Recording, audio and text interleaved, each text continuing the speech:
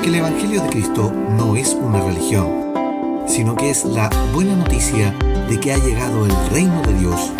Aquí comienza tu programa Caminando por el Reino con Rodo Nava.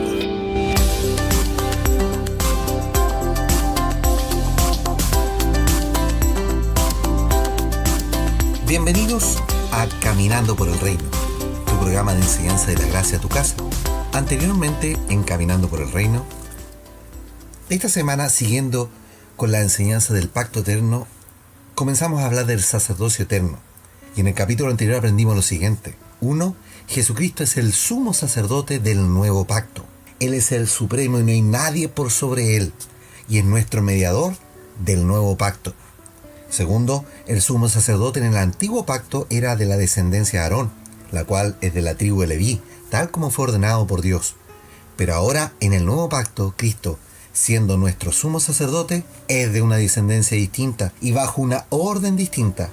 Por ende, eso obliga a un cambio de ley. 3. Cristo, como mediador del pacto, es superior a Moisés, quien fuera el mediador del pacto de la ley. Y 4. Nuestro sumo sacerdote es bajo un orden nuevo, bajo el orden de Melquisedec. Para seguir hablando de este sacerdocio eterno, leamos lo que nos dice la palabra en Hebreos capítulo 5. Del verso 7 comienzo a leer y dice: Y Cristo en los días de su carne, ofreciendo ruegos y súplicas con gran clamor y lágrimas al que le podía librar de la muerte, fue oído a causa de su temor reverente. Y aunque era hijo, por lo que padeció, aprendió la obediencia. Y habiendo sido perfeccionado, vino a ser autor de eterna salvación para todos los que lo obedecen. Y fue declarado por Dios sumo sacerdote según el orden de Melquisedec. Hebreos capítulo 5, del verso 7 al 10, en la versión Reina Valera. La declaración de Cristo como sumo sacerdote fue hecha por Dios. Él lo constituyó y vino a ser el autor de eterna salvación para todos los que le obedecen. Qué hermosa promesa para quienes estamos en el nuevo pacto. El apóstol tiene una queja, eso sí, para los hebreos, y es una queja vigente hasta el día de hoy. Y dice a continuación en el mismo capítulo, en el verso 11, acerca de esto tenemos mucho que decir y difícil de explicar, por cuanto os habéis hecho tardos para oír. Porque debiendo ya ser maestros, después de tanto tiempo, tenéis necesidad de que se os vuelva a enseñar cuáles son los primeros rudimentos de la palabra de Dios. Y habéis llegado a ser tales que tenéis necesidad de leche y no de alimento sólido. Y todo aquel que participa de la leche es inexperto en la palabra de justicia, porque es niño. Pero el alimento sólido es para los que han alcanzado la madurez, para los que por el uso tienen los sentidos ejercitados en el discernimiento del bien y del mal. Hebreos capítulo 5, del verso 11 al 14, en la versión Reina Valera. ¿Se recuerdan que hablamos que para disfrutar del pacto hay que madurar en el Señor? Bueno, esto mismo ya le pasaba a la eclesía en Jerusalén, que no habían crecido, que todavía eran niños y necesitaban leche, pese a que ya era tiempo de que fueran maduros y aptos para la comida sólida. Y yo te pregunto, hermano, ¿no es esta la misma realidad en muchas congregaciones hoy? ¿Cuántos ministros hablan del nuevo pacto? ¿Cuántos hablan de las riquezas en Cristo? ¿Cuántos tienen una madurez espiritual en Cristo Jesús? Permita el Señor que desde hoy tomemos conciencia a empezar a madurar en el camino de Cristo para acceder a lo que el Señor hace años que nos tiene preparado. Los hebreos se habían dormido en los laureles, estuvieron entretenidos peleando por doctrina con Pablo por años y no creciendo en lo que el Señor tenía para ellos. El apóstol continúa en el siguiente capítulo instando y alentando a sus coterráneos con estas palabras. Queridos amigos, aunque hablamos de este modo, no creemos que esto se aplica a ustedes.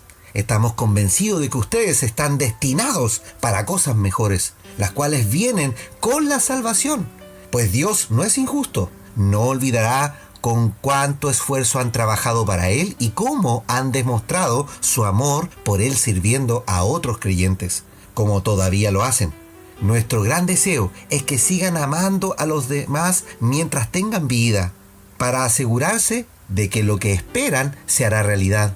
Entonces no se volverán torpes ni indiferentes espiritualmente. A cambio, seguirán el ejemplo de quienes, gracias a su fe y perseverancia, heredarán las promesas de Dios. Por ejemplo, estaba la promesa que Dios le hizo a Abraham.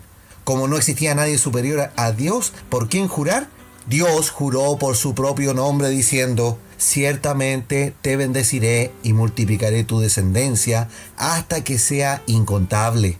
Entonces Abraham esperó con paciencia y recibió lo que Dios le había prometido. Ahora bien, cuando las personas hacen un juramento, invocan a alguien superior a ellas para obligarse a cumplirlo. Y no cabe ninguna duda de que ese juramento conlleva una obligación. Dios también se comprometió mediante un juramento para que los que recibieran la promesa pudieran estar totalmente seguros de que Él jamás cambiaría de parecer. Así que Dios ha hecho ambas cosas, la promesa y el juramento. Estas dos cosas no pueden cambiar porque es imposible que Dios mienta. Por lo tanto, los que hemos acudido a Él en busca de refugio, podemos estar bien confiados, aferrándonos a la esperanza que está delante de nosotros. Esta esperanza es un ancla firme y confiable para el alma. Nos conduce a través de la cortina del santuario interior de Dios. Jesús ya entró allí por nosotros. Él ha llegado a ser nuestro eterno sumo sacerdote según el orden de Melquisedec. Hebreos capítulo 6, del verso 9 al verso 15 en la versión NTV. Notemos lo maravilloso de este capítulo. Tenemos dos cosas que son inmutables y que no van a cambiar: la promesa y el juramento de Dios en este pacto eterno. Y eso nos da una segura y firme ancla que penetra hasta el lugar santísimo. Es decir, que llega hasta lo más íntimo de Dios por medio de nuestro sumo sacerdote para siempre, Jesucristo, y que es según el orden de Melquisedec. Ahora bien, ¿qué significa que Cristo sea nuestro sumo sacerdote según el orden de Melquisedec? ¿Quién fue Melquisedec? Leamos lo que nos dice el propio apóstol en Hebreos capítulo 7. Y este Melquisedec fue rey de la ciudad de Salem y también sacerdote del Dios Altísimo. Cuando Abraham regresaba triunfante de una gran batalla contra los reyes, Melquisedec salió a su encuentro y lo bendijo. Después Abraham tomó la 10ª de todo lo que había capturado en la batalla y se la dio a Melquisedec. El nombre de Melquisedec significa rey de justicia y rey de Salem significa rey de paz. No hay registro de su padre, ni de su madre, ni de ninguno de sus antepasados. No hay principio ni fin de su vida, a semejanza del Hijo de Dios. Sigue siendo sacerdote para siempre. Hebreos capítulo 7, verso 1 al 3 en la versión NTV. Abraham, después de salvar a su sobrino Lot, se encuentra con un sacerdote, que además era rey, Melquisedec. Y ya esto nos llama la atención que un sacerdote quien oficia cosas sagradas al Dios Altísimo, además tenga un cargo de gobierno, un cargo político. Pero ese Melquisedec es alguien que sabe que la política existe, es necesaria y no por estar en las cosas de Dios no la vamos a ejercer. Hoy existe un sesgo infundado que un hijo de Dios no debe involucrarse en la política. Y como nota aparte debo decir que la Biblia está llena de testimonios de hombres de Dios involucrados en política. La diferencia está en hombres involucrados en la corrupción de la política. Y es que eso es precisamente lo que debemos cambiar. Pero para ello es necesario un cambio de mentalidad del pueblo del Señor. Melquisedec es una teofanía de Dios. ¿Qué quiere decir esto? Que Él es una manifestación divina visible. En la Biblia vamos a encontrar un sinnúmero de ejemplos de manifestaciones de Dios. El mismo Abraham tuvo una antes, en la cual se le aparece Dios en Génesis capítulo 12, versos 7 al 9. Luego tuvo la visita de 2 ángeles y el tercero es una cristofanía, ya que es una manifestación del Cristo encarnado en lo que nos dice Génesis capítulo 18, del verso 1 al 33. Luego Dios se le aparece 3 veces a Moisés. La primera en una zarza ardiendo en Éxodo capítulo 3, verso 2, para darle la misión de la libertad del pueblo. Luego en el monte Sinaí, en Éxodo capítulo 24, verso 3 al 11, para darle la ley. Y en Deuteronomio 31, del verso 14 y 15, para delegar el liderazgo en Josué. También tenemos muchos ejemplos de las manifestaciones visibles de Dios cuando la Biblia habla de la gloria de Dios. Por ejemplo, cuando entró la gloria de Dios en el templo de Salomón, en 2 de Crónicas capítulo 7, del verso 1 al 3. Todo esto para que lo lean en sus casas. Ahora, Melquisedec es una anticipación visible de Cristo y frente al patriarca Abraham, de cuya descendencia hemos sido hechos nosotros, pueblo, por medio de Cristo Jesús. Es lo que nos dice 1 de Pedro capítulo 2, verso 10. Y qué notable es esto, hermanos, que nuestro Señor Jesucristo es el primer sacerdote por medio de esta manifestación de su gracia en Melquisedec. Dios se anticipa en su propósito eterno a poner el sacerdocio como el oficio de intercesión y bendición para otros. Y no era primera vez que el Señor se anticipa. Cuando ocurrió su transfiguración en el monte, en la cual muestra un cuerpo incorruptible, Él manifiesta a sus discípulos para anticiparles lo que ellos también iban a ver cuando Él venga. Y así nos dice la palabra del Señor: y aconteció como 8 días después de estas palabras que tomó a Pedro, a Juan y a Jacobo, y subió al monte a orar. Y entre tanto que oraba, la apariencia de su rostro se hizo otra, y su vestido blanco y resplandeciente. Y aquí 2 varones que hablaban con él, los cuales eran Moisés y Elías, quienes aparecieron rodeados de gloria y hablaban de su partida, que iba Jesús a cumplir en Jerusalén. Y Pedro y los que estaban con él estaban rendidos de sueño, mas permaneciendo despiertos, vieron la gloria de Jesús y a los 2 varones que estaban con él. Y sucedió que apartándose ellos de él, Pedro le dijo a Jesús: Maestro, bueno es para nosotros que estemos aquí, y hagamos entonces 3 tramadas, para ti, una para Moisés y una para Elías. No sabiendo lo que decía. Mientras él decía esto, vino una nube que los cubrió, y tuvieron temor al entrar en la nube. Y vino una voz desde la nube que decía: Este es mi Hijo amado, a él oíd. Y cuando cesó la voz, Jesús fue hallado solo, y ellos callaron, y por aquellos días no dijeron nada a nadie de lo que habían visto. Lucas capítulo 9, del verso 28 al 36. El Señor les dio un anticipo a algunos discípulos de la gloria en Él. ¿Y para qué hace esto el Señor? Con el propósito de poner esperanza, poner fe, cimentar nuestras vidas en Él. Cuando Melquisedec se aparece a Abraham, según lo que nos dice Génesis capítulo 14, del verso 1 al verso 6, Él saca para esa bendición pan y vino, como la anticipación gloriosa de la celebración del pacto eterno en Cristo Jesús. Y así lo dice Pablo en Corintios: porque yo recibí del Señor lo que también os he enseñado, que el Señor Jesús, la noche que fue entregado, tomó pan, y habiendo dado gracias, lo partió, y dijo: Tomad, comed, este es mi cuerpo, que por vosotros es partido. Haced esto en memoria de mí. Y asimismo tomó también la copa, después de haber cenado, diciendo: Esta copa es el nuevo pacto en mi sangre. Haced esto todas las veces que bebiereis, en memoria de mí. 1 Corintios capítulo 11, verso 23 al 25, en la versión Reina Valera. Abraham tiene la primicia de la celebración de la victoria. Él primero celebró con la anticipación de Cristo en Melquisedec, de una batalla con pan y vino. Y nosotros podemos celebrar la victoria sobre la muerte de nuestro Salvador. Y mientras más miramos la coherencia de la verdad en Cristo Jesús, es que más nos gozamos en la victoria proclamada al tercer día, cuando Él resucitó de entre los muertos. Por eso que hoy celebramos con pan y vino. Y Cristo, después de cumplir el rito de la Pascua, Él toma el pan y el vino, según lo que nos dice Mateo capítulo 17, del verso 1 al 8, y en Marcos capítulo 9, del verso 2 al 8, para que sus discípulos celebren desde ya que hay victoria en Cristo Jesús. Quizás hoy estás en dificultades y no ves salida, pero quiero decirte: levántate, porque hay victoria, hermano. Hay victoria, hermana, en Cristo Jesús. Oremos al Señor. Señor amado, sumo sacerdote de nuestras vidas, gracias por mostrar anticipación de tu victoria, aquella que te propusiste hacer desde un principio, Señor. Gracias porque en Abraham no solo vemos cumplida su descendencia en nosotros por medio de ti, sino que además tenemos la anticipación de celebración como tus hijos.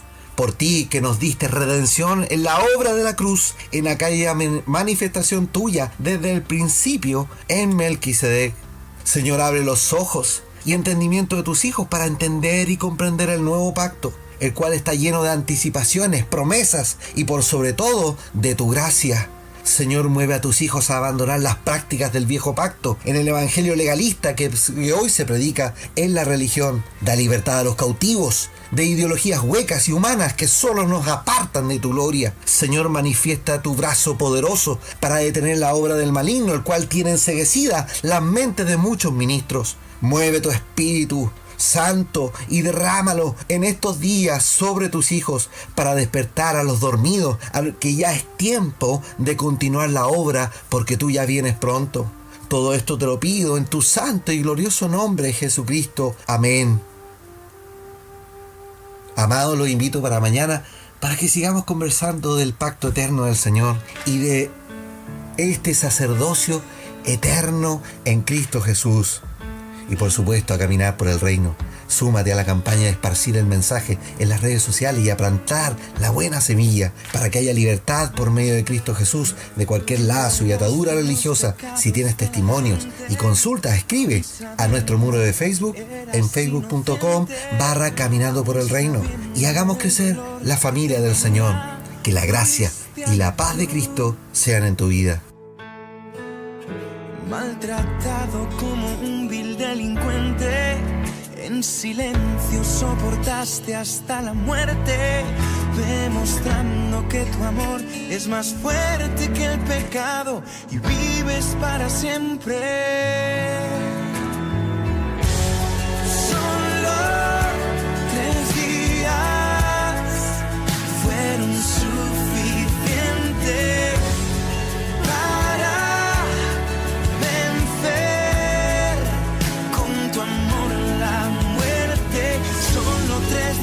te hicieron falta para dejar en la cruz mi falta y darme vida. Y hoy traigo rendida ante ti.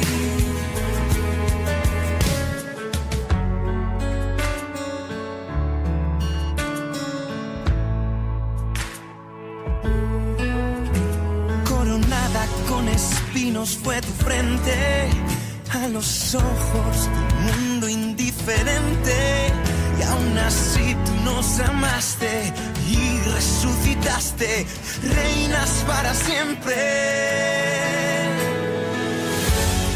Solo 3 días fueron suficientes para vencer con tu amor la muerte. Solo 3 días te hicieron falta para dejar en la cruz mi falta y darme vida, que hoy traigo rendida ante ti.